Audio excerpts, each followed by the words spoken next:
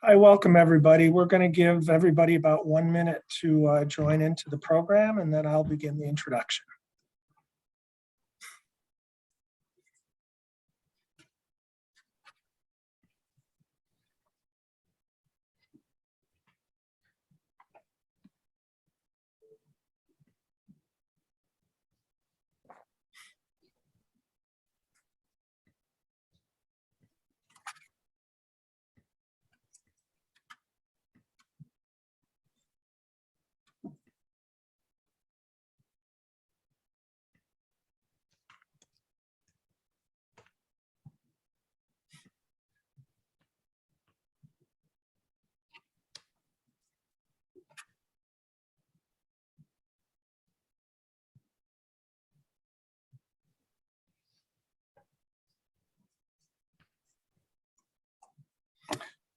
Okay, well, everybody, welcome everyone. I'm Mike Riley, Director of Parks at Montgomery County. I want to thank everyone today for joining us today for the next very exciting session of the Montgomery Parks Speaker Series. We have a great session today, a panel discussion looking at how communities can reimagine their public spaces so that all people feel they belong and are welcome within them.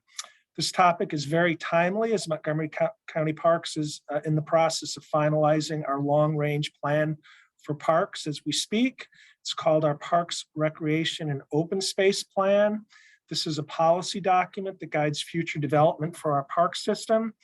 It's the plan that focuses on how we can provide equitable, active, central, inviting community spaces for all members of the community in our diverse county. Just a few fun facts about our agency. If we are new to you, we are a state chartered bi-county agency serving an increasingly diverse population of over 2 million residents in the 2 Maryland counties, abutting our nation's capital here in DC.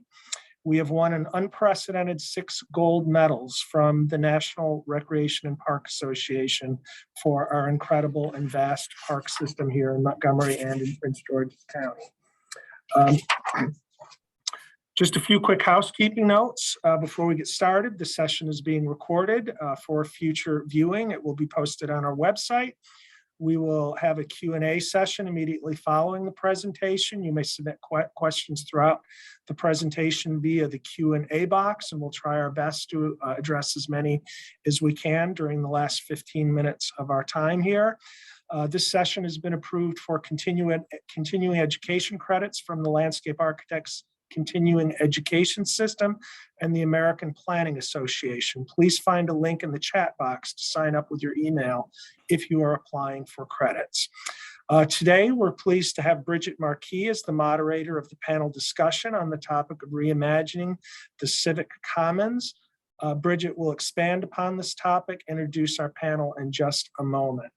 Bridget is the director of Reimagining the Civic Commons, a national initiative for transforming public spaces to foster engagement, equity, environmental sustainability, and economic development in cities.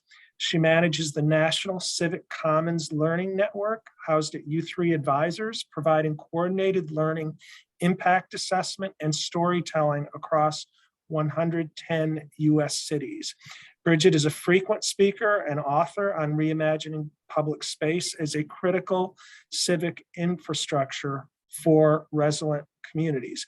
Please join me in providing a warm welcome to Bridget as the moderator of today's session, who will introduce our esteemed panelists. Take it away, Bridget. Great, thanks, Mike.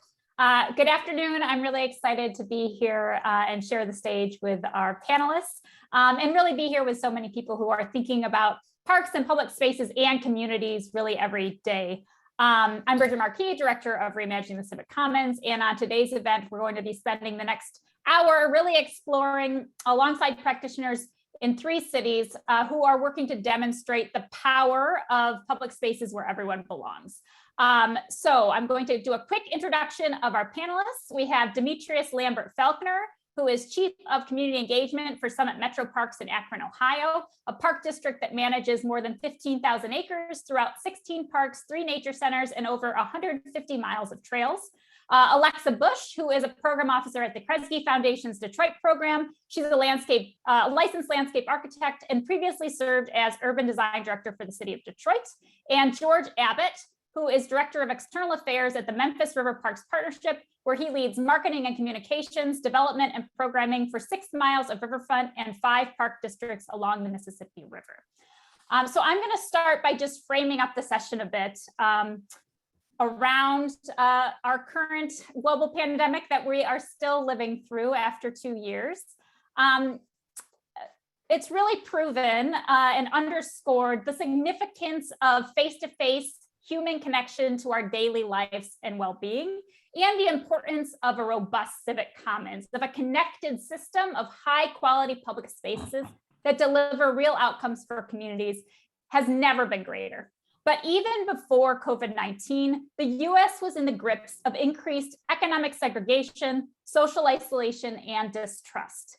Trends from over the last 50 years show that we are more segregated by income than ever before, that the proportion of American families living in predominantly low income or predominantly affluent neighborhoods has more than doubled since 1970. And while racial segregation has declined somewhat across the US since 1990, in many cities, it's still persistent and deep. We also don't know even those who live closest to us. In the US, a full third of us don't interact with our neighbors at all. We've designed our communities in ways that make opting out of public life much easier than opting in. And this is at a time when health researchers are pointing to the direct link between social isolation and physical and mental illness, even premature death. And trust in all institutions across the globe is in decline. So is our trust in each other. 64% of US residents believe trust among fellow Americans is declining, and that this lack of trust makes it difficult to solve broad problems that require broad-based cooperation. So problems like the pandemic, problems like racial inequality and climate change. And while these trends that worsen social isolation, tribalism, and distrust have grown, our civic infrastructure, our parks and trails, our libraries and community centers, the very places that could bring us together have been overlooked. Our gathering places come at the bottom of nearly every municipal budget. They've been often seen as nice to have, but not essential. And when budget cuts hit, they're often first on the chopping block. As a nation, we've allowed our civic commons to erode. But what would a city look like that was putting every single one of its assets to work to connect people of all backgrounds, cultivate trust, and create resilient communities? This is the question at the heart of Reimagining the Civic Commons. Reimagining the Civic Commons is a collaboration of the JPB, Knight, Kresge, and William Penn Foundations, alongside local partners to revitalize and connect public spaces that exist in all of our communities. With a focus on 4 main outcomes: civic engagement, socio-economic mixing, environmental sustainability and value creation, cross-sector teams in cities across the country are demonstrating that strategic investment in our civic assets is a smart way to start rebuilding the social fabric of our communities. The social fabric so necessary for empathy and trust to flourish and to recover from the multiple crises we face. And let me pause here for just one moment on this outcomes slide. The outcomes orientation of Reimagining the Civic Commons is what defines this work. Public space is one thing, and a robust civic commons where we share space with people whose lives are different than ours is another. This is public space work in service to more engaged, more equitable, and more environmentally and economically resilient communities. In short, we believe public space can be, in fact, must be a solution. But to make public space investments wisely means reimagining not just the places themselves, but fundamentally changing how we design, manage, and operate these assets. In 2020, Urban Institute released a report on reimagining the civic commons. And what they found is that by adopting a portfolio approach to civic assets, along with a commitment to real outcomes in communities, it's yielding 3 key changes in practice. First is more collaborative leadership models. Second is more strategic operations. And third, more innovation, really at every level. We've also recently released a publication called Place Driving Equity, an evidence-based action guide on the role of public space for shared prosperity, and a primer on socioeconomic mixing, a technical term for the simple yet powerful idea that repeated interactions among people of different backgrounds have the potential to bridge divides of race, income, geography, and belief. And with low barriers to entry, public spaces are uniquely positioned to counter the growing trends of segregation, isolation, and distrust. But this only happens if these spaces are designed, staffed, and programmed with these intentions. So today we brought together practitioners from 3 communities, Akron, Detroit, and Memphis, and they're going to share their work co-creating public places where everyone belongs. So we'll start, each panelist will be giving a brief presentation on their work, and then we're going to have a panel discussion, and we'll end with Q&A, as Mike mentioned earlier. So please go ahead and put your questions in the chat box as we go. So first up, we have Demetrius Lambert Falconer, and she's going to share the work that she's leading in Akron, Ohio. Dee. Hello, everyone. As Bridget stated, my name is Demetrius Lambert Falconer. I'm a parkie that started my park career in 1991. So it's been a while, but I must say that my involvement in the Civic Commons, reimagining the Civic Commons, has been a journey that was a little different from the rest of my park life. So today I'm going to focus a little bit on civic engagement. So forgive me if I run a little bit over that value creation or some of the other pillars that Bridget spoke about, because one thing I found in this work is that you can't just stay in one bubble. You kind of bleed over into the rest. And that's kind of the magic that I think we'll be talking about here. Next slide. So one of the things I want you to understand is Akron. Akron is a fairly small city, or what we call a mid-sized city, with about 198,000 plus or minus a few folks.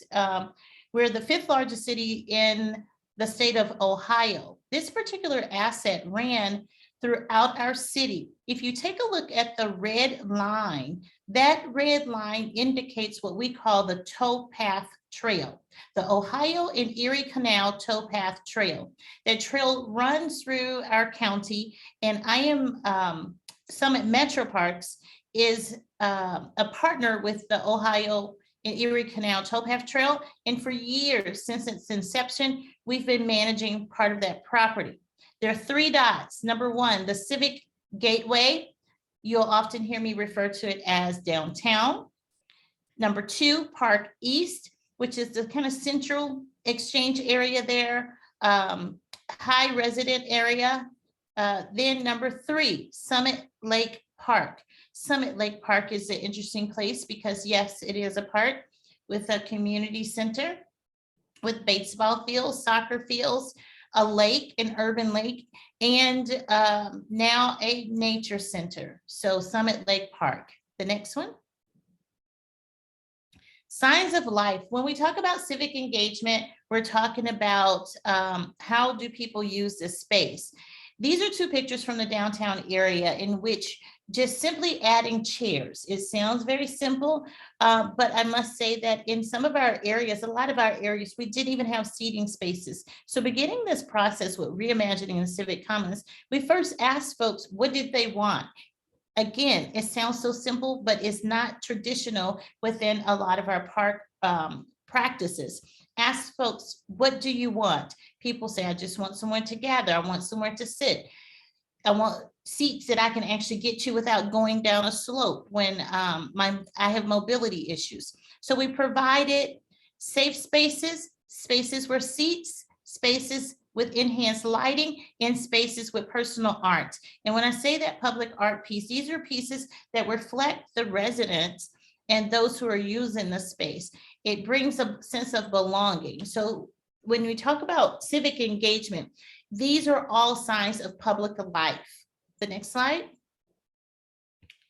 In this slide, we talk about stewardship. How do you know people really are going to use this space and they really are becoming attracted or connected to the space? It's because of their level of stewardship. What they do in their free time when they're not being paid lets you know where their interests lie. So we have in the top left-hand corner there, we have folks who come out on the lake now who kayak after some environmental sustainability efforts, testing the lake, see it, is it actually safe? And I have to let you know that this urban lake was littered, I'm going to use the word littered, with a lot of myths from you're going to go in that lake and you're going to have 3 eyes when you come out. You know, the Ferris wheel is there. My husband still thinks the Ferris wheel is there, by the way.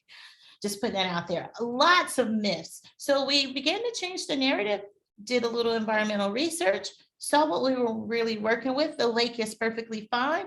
And there has been a huge increase in recreational activities in this lake, from kayaking, canoeing every Tuesday, free after the farmers market, fishing programs. In the area, we now have a planted fruit forest or food forest that's planted nearby. And again, stewardship. In the lower corner here, these are folks that are part of a group called the Green Girl Gang. They come out every other week in their kayaks on their own personal time, gathering to clean up the area. So stewardship is another bit of evidence of civic engagement. Next slide. Again, continuing stewardship, we kind of took it to a different level. So we have those who are coming out and they're not getting paid and they're doing this on their free time in their leisure. However, we started to implement some things where people were getting paid. So we created the ambassador program. This was a program where we took local folks in the neighborhood, residents, and said, hey, can you help us take care of this? There was a lack of resources within the city budget to take care of this part. So some private foundations were able to collaborate with some nonprofit organizations and provide the ambassador program. That is the photo you're looking at here with the folks in the highlight yellow jackets. On the right-hand side, this young man here holding this plant, he's actually planting the food forest there. And he is a part of a group called Summit Lake Build Corps. Summit Lake Build Corps. These are students, children, residents in the neighborhood. Oftentimes they're saying, hey, I need something to do. Well, we want to give them something to do, but we want to also teach them skills that hopefully will benefit us in the park realm by creating a workforce down the line. So he is planting a fruit forest and these students are learning these skills and getting paid. Next slide. Advocacy, another bit of evidence toward civic engagement. So we have residents who are learning things, we have our youth who are engaged, and then we have our politicians, those who make a lot of decisions. And we're saying from our foundations, from our city council, our residents, everybody, our grassroots organizations, our varying municipalities, come into the fold, come to the table. Everyone has a seat and no seat is higher than the other. No seat is more important. And let's get in here and let's do what's best. And that is a sense of advocacy that honestly is self-propelling. The energy there, when one group gets tired, another group will join in and propel. And that advocacy will then lead us from a system of prototyping to permanence. Next slide. And that is what you're looking here. This is a view from the second level of the new Summit Lake Nature Center. In the beginning, 2017, with Reimagining the Civic Commons and the focus, we said, okay, ask folks what they want. They told us. We provided a pop-up nature center in an Akron Metropolitan Housing Authority's facility. One room, we rented that room. We tested the ideas. People began to really enjoy the programming and the space, a place, safe space to bring their children in together. And then we said, whoa, we can't leave. And now we have a permanent facility for all, equitable, affordable. Everyone comes. If you take a look at this picture, you'll see a variety of ages. You'll see a variety of faces, skin colors. This is a place for all. And at the end of the day, this is what it's all about. Next slide. So when we talk about civic engagement, I told you about the past, told you about the present, and now I want you to take a look at the future. What does the future hold? This again is the third location out of the three. There are permanent things and future plans for all three locations here in Akron and here at Summit Lake. The future is what we are now calling the North Shore Development Plan, where we've placing a trail completely around the lake and additional amenities that the residents ask for. So thank you. That's civic engagement with Akron. Thank Any you, Dee. questions? Oh, not yet. We'll get to those in a minute. Okay. All right. Thanks, Dee, so much. I'm going to stop my share and I'm going to introduce Alexa Bush, and she is going to share the Civic Commons work that she's been doing in Detroit.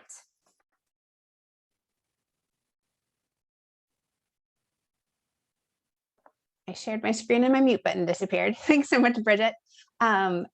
Good afternoon, everyone. Alexa Bush, now with the Kresge Foundation. Prior to this, I was working in our planning department at the City of Detroit, and excited to share with you our Civic Commons project.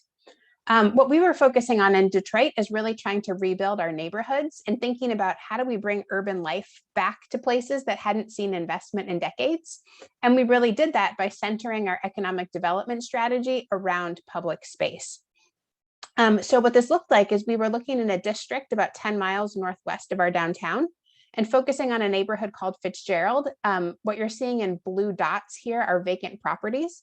So really focusing on a neighborhood adjacent to Strength, but that had seen a lot of disinvestment and had over 40% of the properties held by our public land bank. This was a really unique opportunity for us. Not only did we have a couple of university anchors nearby, but in this district, we had some of the highest income neighborhoods and some of the lowest. So to the north of the neighborhood, household incomes were about $100,000 a year, down to maybe $13,000 or $16,000 in Fitzgerald. So we really saw an opportunity to bring investment to this neighborhood that had been under-resourced, but the potential also for mixing across different economic levels, even in an area that was predominantly Black. And how this all came together is really a strategy that we tried to focus and locate a lot of these different investments co-located with one another. So as I mentioned to you, in the center, what's shown in green is a new park that we built on a collection of vacant lots that connected through the neighborhood with a greenway. We had a housing strategy that was intentionally developed around that park to think about not only how do we restore market value, but ensure affordability into the long run, as well as investing into an adjacent commercial corridor and thinking not only about small business, but actually the street as a place that could be safe, a place for mixing, and a place that was really centered authentically around small businesses that were local to Detroit. We didn't do this in a vacuum, similar to Dee. We really engaged with folks throughout, not only in town hall meetings, but through testing and prototyping ideas in place, like you can see in the upper right-hand corner. As well as a whole constellation of other partners. So what we did in Detroit was the planning department was sort of the coordinating entity, not only to bring all the different departments of City Hall to the table to touch on all these aspects of economic development, but also to coordinate with our partners in the nonprofit sector, with private philanthropy and our institutional anchors. So the planning department played that role convening across all these implementing departments, who you can see some of which listed here. So as I mentioned, we really took a street that looked like this, that had been given over to cars and really had high vacancy, and reimagined it as a place that people wanted to be, with dignified transit, biking, shade, street trees. This is what it looks like in a photograph. We tested these ideas live with people. This is an event that we had called Spring Forward on 6 Mile, where we invited students not only from the universities, but invited residents across all of these different neighborhoods, and really focused on programming that could bring people together. So this is us with a hustle instructor doing the hustle on a vacant lot adjacent to the street. And it was really amazing to see the public life that just so wanted to be in a space, and that our job was really to try and improve the built environment to live up to that and think about these unique programming opportunities that would bring people together. We also invested really strategically into small businesses. This is Giovanna, who owns a coffee shop now on 6 Mile. She actually lives in the Bagley neighborhood adjacent. Next to her coffee shop, we created a pretty interesting partnership where we put a community design center in the neighborhood. So this was really meant to be a hub for all the parties involved. 2 of the nonprofit partners are headquartered out of this new space. There were hot desks for city staff to be able to plug in and talk to people as different projects were underway. And it's also used for community gathering space. This is an example of what that looks like on the inside, really active and lively. We thought too that bringing some foot traffic could help support some of these local businesses. It's been a bit on pause during the pandemic, but we really see the potential of this type of investment. We also have continued to think about that development story on these vacant lots by really investing in black lead developments as well. So this is a vacant lot along the corridor that will be redeveloped into affordable housing with an arts component on the ground floor. Again, thinking about these ways to pull people together in the public realm. The other piece of the strategy relied on the neighborhood vision. So again, thinking of a new park, a civic space in the center of a neighborhood that would help drive a strategy of rehabbing vacant homes that were still in the neighborhood. So we worked with residents to design for what the park amenities would include, but also employed residents along the way in a really targeted workforce program to put residents to work clearing and preparing the vacant lots ahead of construction.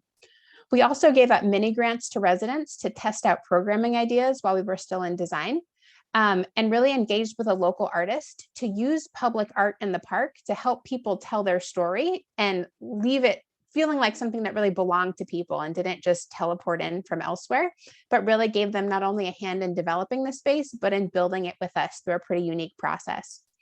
So just some quick pictures of this is before. We had about 25 vacant lots in the neighborhood that became a new park. And this shows you some of the life that's taken place. Some of this is really intentional programming by our team, thinking about winter events, activating the park through the seasons, inviting people from all those neighborhoods to actually gather in a low-income neighborhood or lowest income neighborhood at night was a huge achievement of the project. We've also seen residents take on that stewardship. So this is one of our mini grantees who leads a hula hoop troupe who activates the space, as well as the day-to-day life that has happened given that culture of the park and the programming and amenities that were really driven through that feedback. And so I hope that gives you a little snapshot of what we tried to do to bring together civic life and the creation of these new public spaces. Great, thank you, Alexa. And next we are going to go to George Abbott, and he's going to share the work that he's leading in Memphis. George. Hello, good afternoon, everybody. Glad to be here with you, coming to you live from Memphis. Memphis is a mid-sized city. We're on the corner of Tennessee and Mississippi and Arkansas. So in Memphis, we are really lucky that we sit at what I would argue is the most widest and the wildest point on the Mississippi River. But for a long, long time, the river was really kind of back of house for the city. So it was the place where goods were brought in, loaded and unloaded. It was the city dump for a while, and really not a place that you would spend that much time. But our Civic Commons efforts, a few years ago, we started returning to the river, and our Civic Commons efforts started at the river, just about where you can see that yellow dot. And one other point to point out, we are, like Detroit, a very large and spread out city. We're about 300 square miles.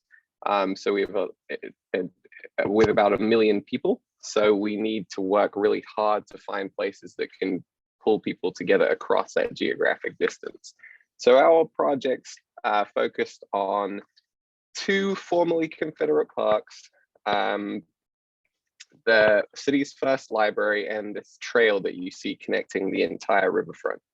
Unlike many other places, we do have the possibility, just like in Detroit, we have co-location of some higher income neighborhoods and some lower income neighborhoods. Downtown is a mixed income neighborhood, but it's surrounded by a crescent of underinvested places that have been persistently poor. And actually 40% of the kids that live in poverty in Memphis live in one of that crescent of neighborhoods that surround downtown.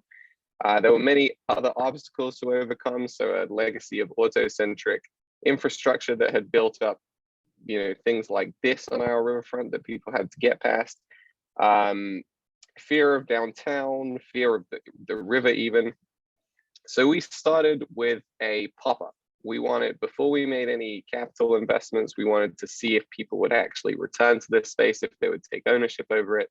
And so we closed one of those streets I just showed you and created river play right here with pop-up basketball, skating, and all sorts of kind of activations on top of this. A lot of partners were involved.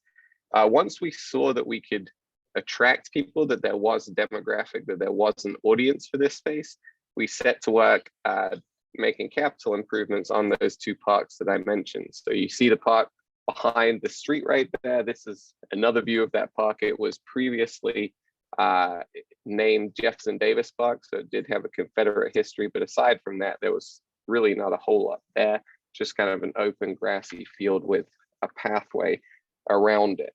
That park became River Garden, which is the most popular gathering space on the riverfront at this point.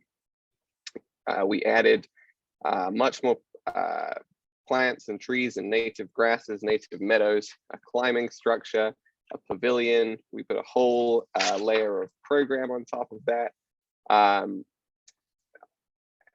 On the same day that we opened that park, we also opened the Riverline Trail, which is 5 miles all along the riverfront. And then with that park open, our attention turned to Confederate Park, which sits just up the hill. This is a picture of Confederate Park, and this is not one of the official continuing education quiz questions, but I did think it would be fun to just see how many historical monuments or markers you can see in this picture. This dates back to, I think, 2013, so long before the Civic Commons was involved. The answer is 5. This was a park that was filled with historical memorabilia and markers. These are replica Civil War cannons, and really not a place that was not well used, very welcoming at all. So as part of the transformation, we removed all of that history, tried to restore the park to a neutral state, making it a welcoming and inviting place to be. We added these public art sculptures. So these are sculptures by Hank Willis Thomas that just added some animation to the park. We added many new trees. We even worked with this local group of artists on a project that we called the Peace Project. So we installed speakers throughout the park, and then this group of artists recorded guided meditations, guided programming that would play at certain times during the day, just to change the atmosphere of that space. You know, a space that had been a monument to division with a statue of Jefferson Davis in it began to change shape. But I love to include this photo in every presentation because this is last summer. We used this park as the host location for watch parties for the Memphis Grizzlies. And it is quite remarkable to look at this crowd, old, young, black, white, from all over the city, celebrating together. This is literally the spot where the statue used to stand. So I think it's a very powerful marker of how far we have come. One important thing I like to point out is the change that we made to our staffing model. So we moved to a ranger system. We previously had a maintenance staff. We expanded their responsibilities. We promoted them to rangers, and we asked them to serve as hosts for the space as well. We increased the pay, and essentially their job is to be welcome people, to help you enjoy the space, to fix any maintenance problems, pick up trash if there is trash, but really to be that kind of park host. And that has been very popular both with staff and with visitors. We've had people stand up to the mayor and tell the mayor that being in this park feels like being in a country club, but you're in a public park. And that's exactly the type of quality that we want to see. We've also tried to open up opportunities for staff to become leaders. So this is a set of our staff presenting to a group of the Civic Commons about the work that they do. So building their skills and giving them kind of ownership over the spaces that they manage. And when you look at the visitor counts and the demographics, we've seen great success there as well. So many more people, very diverse background, and in particular, we are now attracting folks from higher incomes that previously were not found in these spaces. We haven't lost the lower income attendees, but we are now attracting folks from higher income all to share that same space, and there are many more opportunities for interaction between those people. And I would argue that the Civic Commons project that started 4 or 5 years ago has directly led to the project which we're undertaking now, which is to take our 30-acre riverfront park and undertake a $61 million transformation of that park. So just as I wrap up, I want to leave you with a few things, a few kind of lessons to take from our experience. Test everything that you do. We did not presume to know which activities would be popular, what type of programming would be popular. We did everything as a test before we invested significant capital dollars into it. Small changes can be big. So our park, we have the river and then we have a harbor beside the harbor. The harbor is very safe water. There's no current, and it's really an opportunity. It's a great recreational opportunity that had not been seen as one. The same way that Summit Lake wasn't seen as a place to get out onto the water, neither was the harbor. Just by making kayaks available and by hosting some kayak events, we've seen that kind of elevate in consciousness, and we've seen huge success of people getting out onto the water and using that as a recreational resource. Design is very important. So we have intentionally kept a very high standard of design throughout this process, and we've seen the payoff from that. I think we've seen in a couple of ways, not only in the kind of mix that we attract, but also I believe very strongly that when you as someone visiting a place feels that place respects you, you are more likely to respect the space. So just looking at this picture, you see a lot of park furniture in the pictures that I've shown. We have not had a single chair or table stolen, and we've had very low incidences of vandalism on that furniture. Make it human is one of the most important points. So adding that friendly face of the park rangers, the staff selling food and drink, has really changed the atmosphere in our spaces. And finally, just focusing intentionally with every decision that we make on equitable outcomes has changed the way that we operate, and it's changed the way that our partners and the programmers of the space operate as well. So participating in Civic Commons has led to big changes, both in Memphis and the way that we do business here. Thank you, George. All right, I'm going to bring up our panelists, all three, and dig right into some conversation. So all of you touched on, at least a little bit, one of our outcomes, socioeconomic mixing, which is core to reimagining the Civic Commons. I'm hoping you might be willing to share from your experience one kind of surprising example of a practice, whether that be a program or design, communication, process, whatever it is, that you found particularly successful at connecting people with diverse backgrounds in the work that you've done. Alexa, can we start with you?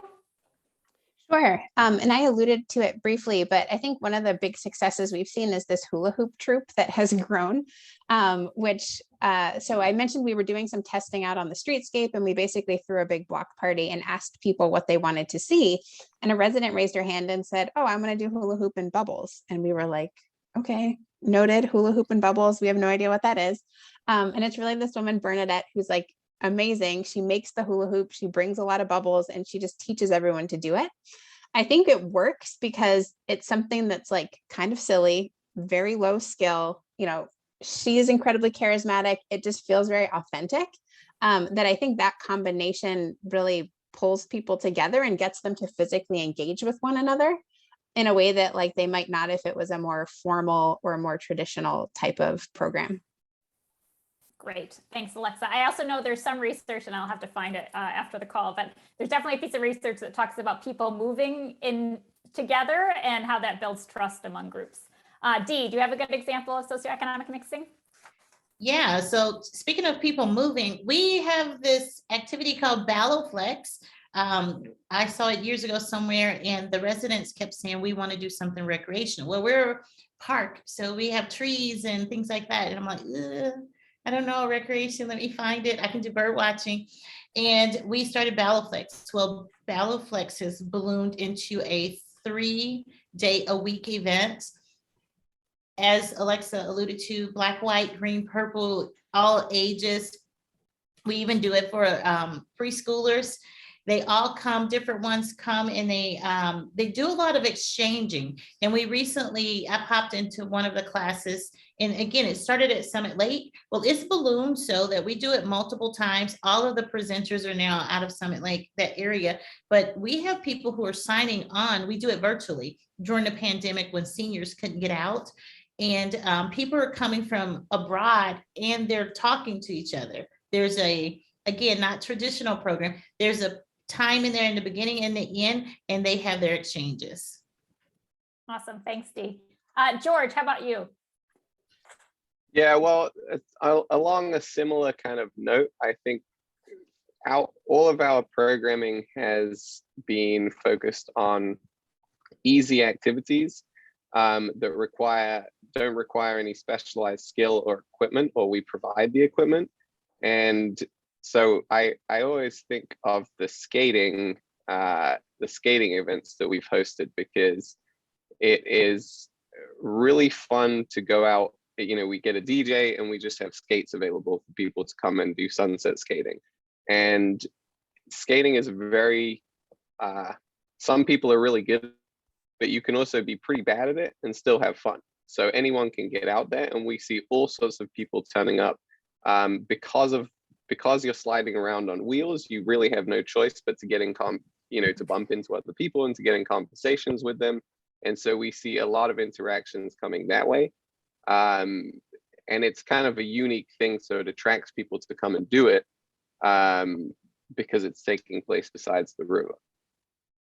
Great. Thanks, George. I also want to just point out across the three of you, I know some of you refer to things as events, and I would say most of your things are recurring, right? So I know skate night isn't every day, but it's like weekly during the summer, monthly. Okay. And I do think that's something else just to keep in mind is like regularity of program to help people who maybe didn't get to show up the first time. They can bring their friends the next time. But that helps kind of build, especially when you're looking for diversity of people. Okay, we're going to move. We only have 15 minutes. We're going to move into kind of civic engagement. So I know I mentioned at the top of the hour the stat around the vast majority of Americans believe that trust among us is falling and that it's making it harder to solve problems, right? And we have lots of challenges right now that we need to work through together. Can you tell me, do you see a role for your parks and public spaces to really strengthen trust and democracy at the local level? And if so, is there sort of a tangible way that you've elevated civic engagement through your work? Dee, I know you talked a lot about this during your presentation, but would love to hear, George, I'm not sure you mentioned it much, and then Alexa too. Sure.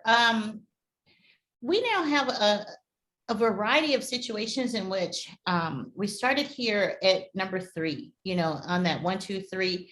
And then all of the other numbered locations have also had the same experience where the residents who used to refer to themselves as low man on the totem pole, or, oh, I'm just a peon, they are now sitting at the same table with the mayor. They call the mayor. Miss Finney calls the mayor. She does all the time.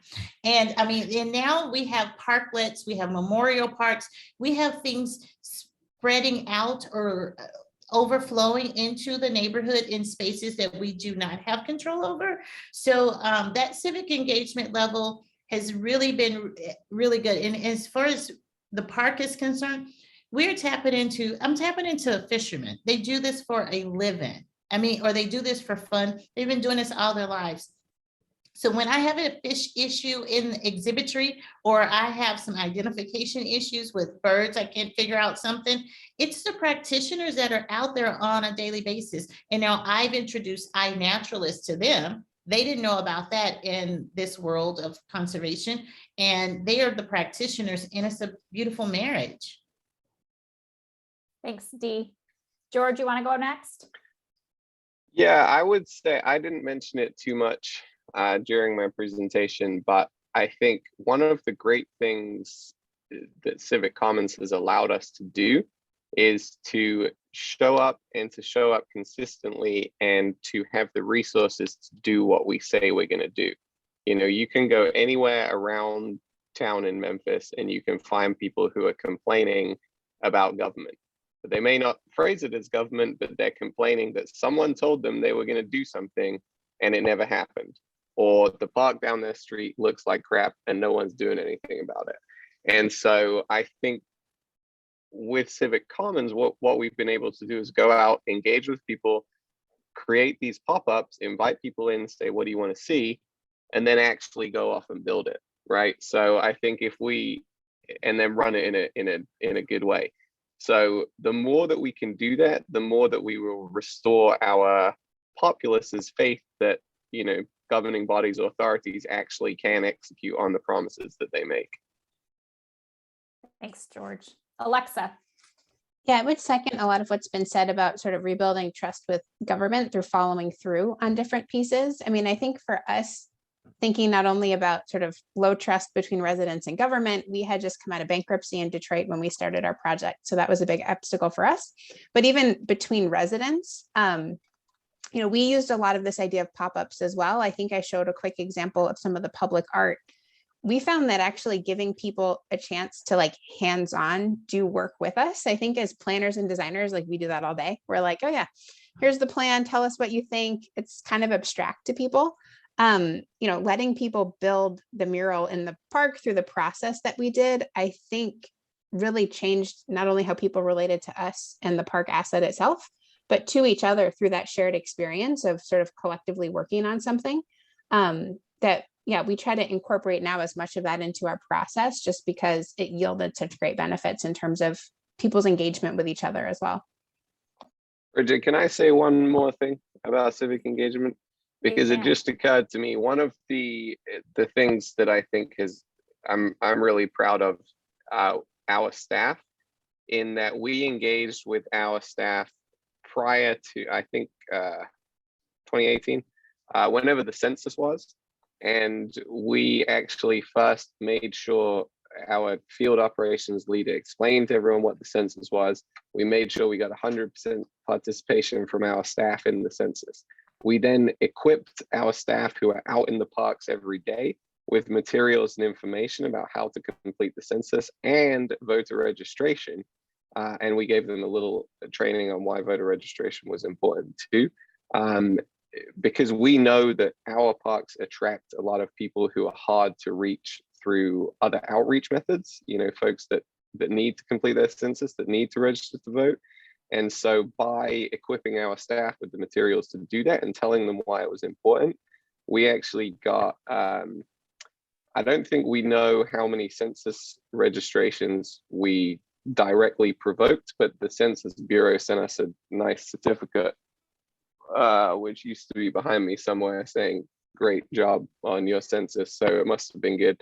And I think along with some other groups, we registered to vote nearly 1,000 people in the parks before our mayoral and council elections in 2018. So that's been another good big kind of thread of our work. And I think it's something that a lot of nonprofits, a lot of public space organizations overlook because they don't see it as central to their mission. But the fact is, we've got the population that needs to use these services, needs to participate in the counts. And so we should do everything we can to reach them. Agree. Thanks, George. We're going to shift a little bit to systems change. And I think, Alexa, you started talking about this a little bit, but you each started this work with kind of a particular footprint in mind, but have also been focused really throughout on systems change, but particularly in the last few years. Can you talk a little bit about how you're applying some of the insights and practices from kind of the original Civic Commons footprint and work to other sites and neighborhoods in your communities? Sure. So in Detroit, I mentioned that we were really making the case that public space should be at the core of economic development.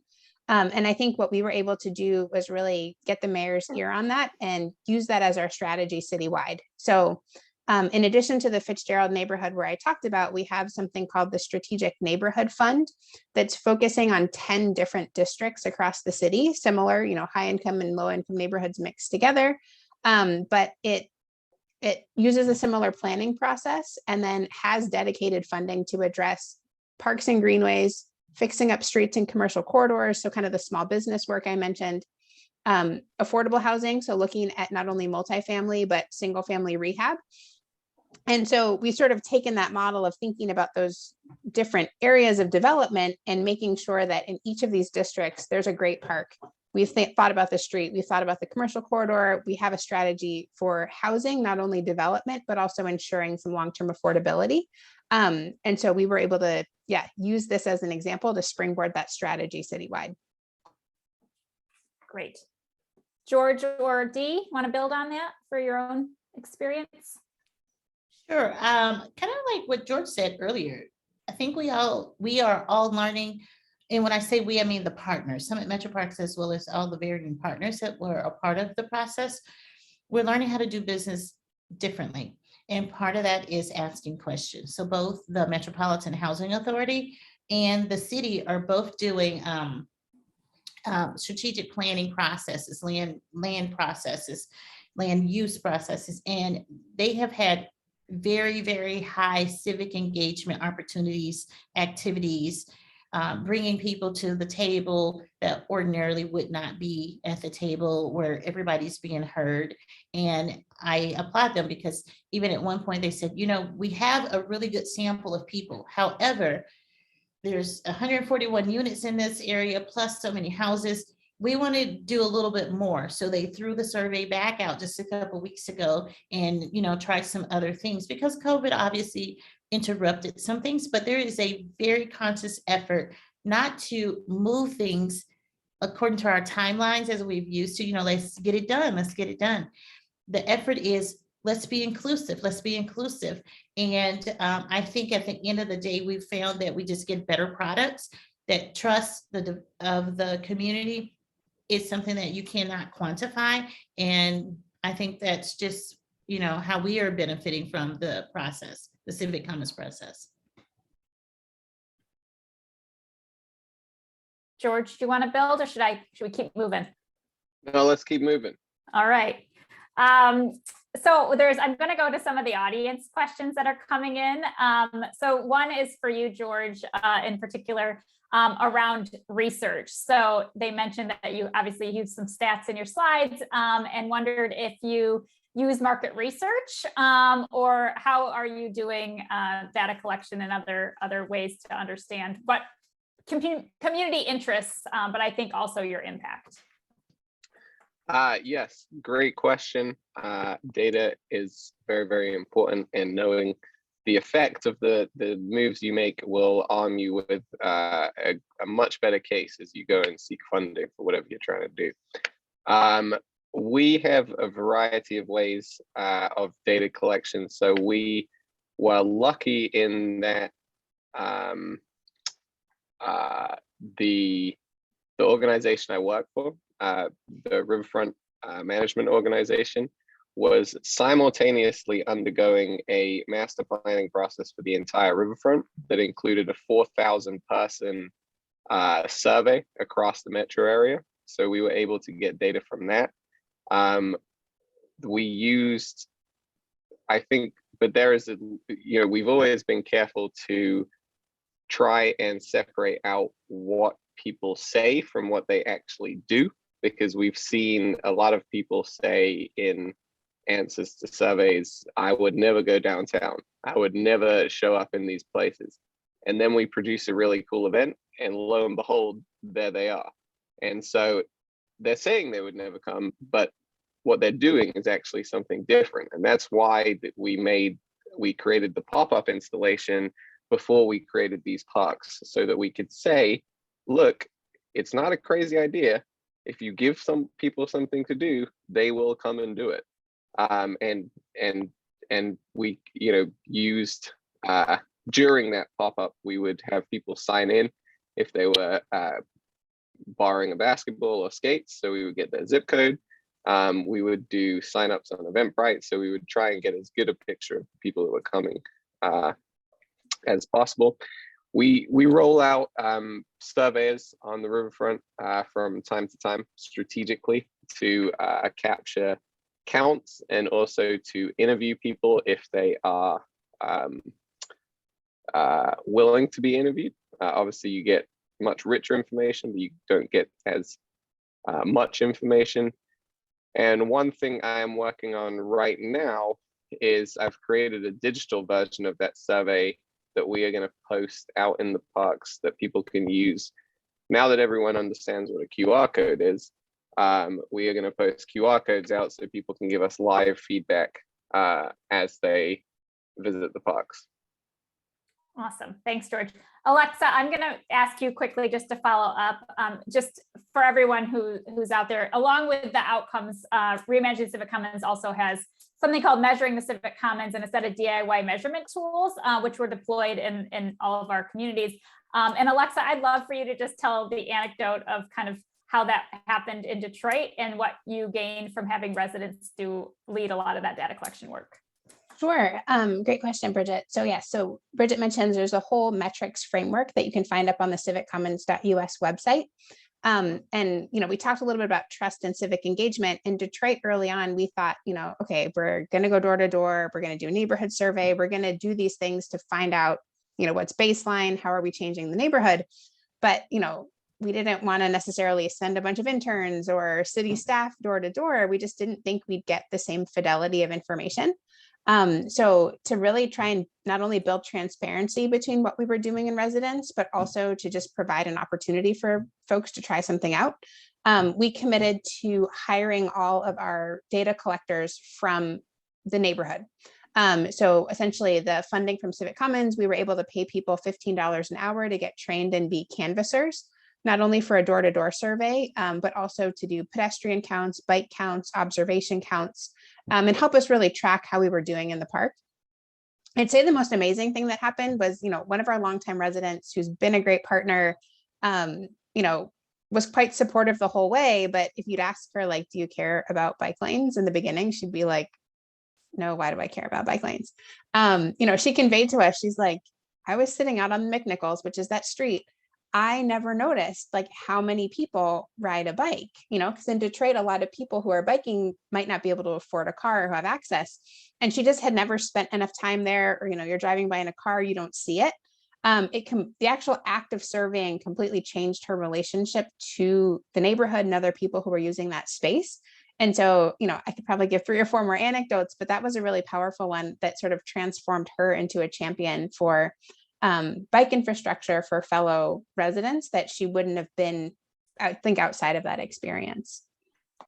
Thank you, Alexa. Okay, we have 2 minutes left. So I think we'll just do one quick answer question to close. So if people take away just one thing from this panel, what do you hope that they'll remember and do? Dee, we're going to start with you. Okay, she said one thing. Can I get you? 2, 1, unity. Utilize your nonprofit organizations, your civic organizations, the local quilting club. Utilize everybody. Everybody needs to be there and come to the table. Number 2, simply because I see a question over here, nature. Integrate nature throughout, because nature is this healing place. So regardless of the history of those spaces, what should have, could have, didn't, what the city promised or whatever, any plot of land, any opportunity to integrate nature along the way, do so. It's an easy button. It will work for you. I promise you. That's it. George. I think the one thing I would tell folks to take away is that there is huge potential in all of our public spaces. Every time it feels as though every time I read the newspaper, and I know especially with the audience here, with your proximity to DC, there's a lot of people shouting at one another. And we even see that here in Memphis too, especially online. That you can read, if you never visited the parks that we have and all you did was read about them online, you would believe some very strange things. But we have seen, like I said, people that would, sit down with me and swear blind to me that they would never travel downtown are now some of the biggest advocates for downtown, because they've been brought into downtown by invitation, right? And they've come to these spaces, they've enjoyed them, and now they see potential for this to happen in other parts of the city. So it may, I think, particularly in our social media age, everybody's got an opinion. A lot of people will tell you that it's hopeless and there's no point investing in these spaces because they'll just be graffitied or filled with drug addicts or whatever. I've heard all of those things, but there is great potential in our public spaces to be a unifying force in this country. And Alexa, last word.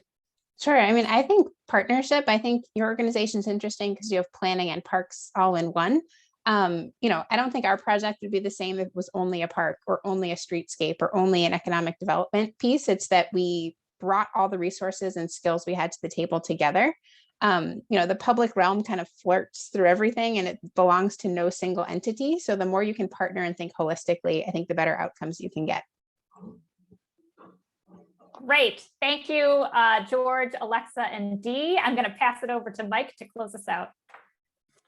Well, Bridget, Dee, Alexa, and George, thank you so much for sharing your incredible and very important work with us. And congratulations on all your success stories that are serving your community so well. And Bridget, I couldn't believe when you ended with a one thing question, because I always preach to my staff, when you attend a training or an event or a seminar and you're inspired, sometimes you can make the mistake of being inspired in so many ways, you go off and you do nothing. So I'm always saying, always take away one thing. And my one thing is that I am a strong believer in the concept of socio-economic mixing. We've been doing that in Parks and Recreation for decades and increasingly so lately.